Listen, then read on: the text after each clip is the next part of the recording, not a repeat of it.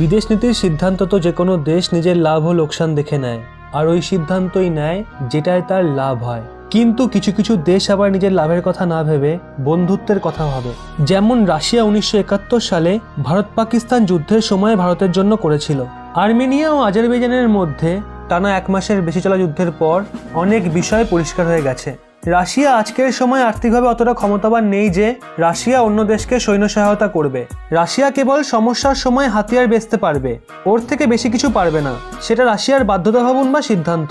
কিন্তু আজকের পরিস্থিতিকে দেখলে একটা দেশ এমনও রয়েছে যে বদলানো কূটনীতির মাঝেও ভারতকে সব মামলায় সঙ্গ দিচ্ছে, আর সেই দেশ হলো ফ্রান্স। দুই দেশের আন্ডারস্ট্যান্ডিং আজকের সময় এত বেড়ে গেছে যে ফ্রান্স পাকিস্তানকে যে mirage fighter jet, air defence system ও সাবমেরিন বেঁচেছিল ওই সবগুলো আপগ্রেডেশন বন্ধ করে দিয়েছে, যা পাকিস্তানের জন্য সবচেয়ে বড় ঝটকা। ফ্রান্সের সঙ্গে ভারতের সম্পর্ক আগে থেকেই ভালো ছিল, কারণ ফ্রান্স ভারতের পরমাণু পরীক্ষার সময় ভারতকে সমর্থন করেছিল। কিন্তু এটাও সত্যি যে ওই সময়ে ফ্রান্স পাকিস্তানকেও হাতিয়ার বিক্রি করত। কিন্তু আজ স্থিতি বদলে গেছে। নতুন হাতিয়ার বিক্রি করা তো দূরের কথা, যে পুরনো হাতিয়ার বিক্রি করেছিল সেগুলো আপগ্রেড করতে বারণ করে দিয়েছে ফ্রান্স।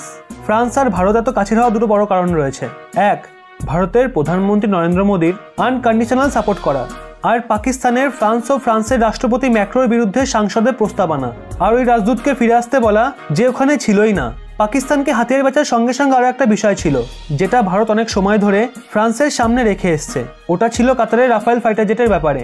আসলে ভারতের সঙ্গে সঙ্গে ফ্রান্স কাতারেকেও 36টা রাফায়েল ফাইটার জেট বিক্রি করেছিল, আর কাতার যে মুসলিম দেশ তার সঙ্গে পাকিস্তানের ভালো সম্পর্ক রয়েছে।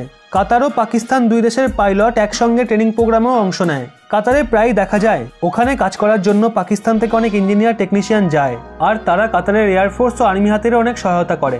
এই জন্য এই বিষয়টা ভারত ফ্রান্সের সামনে অনেকবার তুলে ধরেছে। কিছু সময় আগে এই খবরও সামনে এসেছিল যে পাকিস্তানি অরিজিন পাইলটস কাতারের রাফায়েল ফাইটার জেটের ট্রেনিং প্রোগ্রাম সম্পন্ন করেছে, কিন্তু ফ্রান্স এই বিষয়টাকে নাকচ করে এসছে।